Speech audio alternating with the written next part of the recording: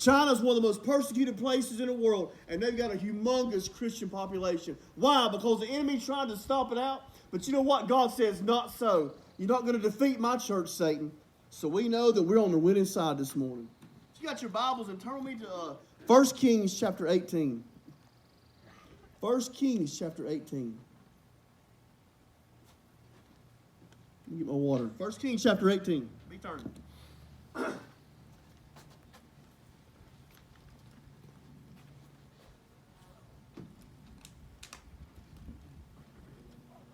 1 Kings chapter 18. Everybody got it? Amen. Amen. Everybody got it? All right. Verses 17 through 18. It said, and it came to pass when Ahab saw Elijah, that Ahab said unto him, art thou he that troubleth Israel? And he answered, I have not troubled Israel, but thou and thy father's house, and that you have forsaken the commandments of the Lord, and thou hast followed Balaam. And what the Lord gave me just as a message is a call from the Lord. A call from the Lord. And I believe in all these things we're going through right now and facing, that God's trying to call us closer to Him. I believe in everything that's going on right now, God's trying to call His church back closer to Him again.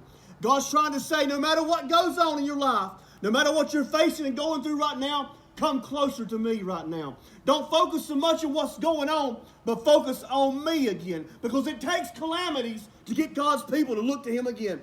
Every time the children of Israel began to wander and stray away from God, a calamity would come their way, and it would be whatever the calamity would be, and they'd begin to turn back to God again. They'd begin to look back to God again. They'd begin to cry unto God again. But it took that calamity. And sometimes it takes calamities to get our attention and let us know that, hey, our help comes from the Lord. Yes. It don't come from this world. It don't come from the government or the government systems. Our help comes from God, people.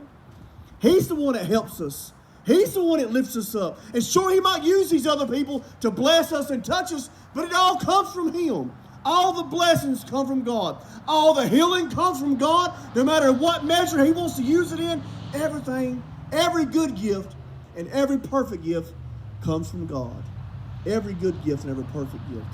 I'm telling you, if there's ever a time for God's people to get on fire for God, we are living in the days right now. We put too many Balaams in before God. We've had too many little idols that we put before God. Too many things mean much more to us than our relationship with God does. Too many things pull at us and draw at us, and we look to them more than we look to God. Well, God's saying, I'm calling you right now to come back closer to me. I'm calling you right now to pray to me like you used to. I'm calling you right now to spend time with me like you used to. I'm calling you to lay everything aside that hinders your relationship with me. I'm calling you to come back to me. On this Sunday morning, God's calling us to come back to Him. He's calling us to come back to Him.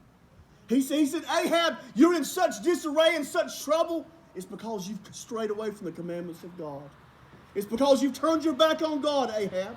Ahab knew better than doing those things. That's what's crazy about it. It's not like he didn't know better. He knew better. It was his heritage to serve God.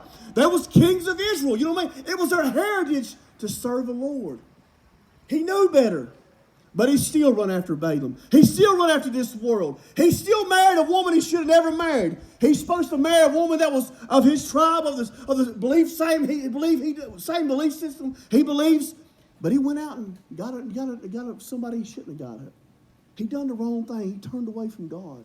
He made decisions that impacted his relationship with God. He chose things over his relationship with God. So he had to suffer these things he went through. 3.5 years it didn't rain. 3.5 years it did not rain. And I'm telling you what, they was in trouble. Was they not in trouble? They was in trouble. The people was, it had nothing. The drought was so severe. Imagine 3 years here without a drought. No rain for 3 years. Over 3 years. Look how bad it would be. There'd be no gardens. I mean, if there was some, it'd have to have greenhouses and all this water. It would be awful. There'd be no pretty grass. It'd be dirt and sand everywhere in all these places. It would be nothing. But you know what? God gave him an opportunity to turn back to Him. Elijah told him on Mount Carmel, he said, How long will you halt between two opinions? How long will you hold God with one hand and on the other hand, hold of Baal? How long will you run after God, but run after the world too? Now's the time not to halt between two opinions.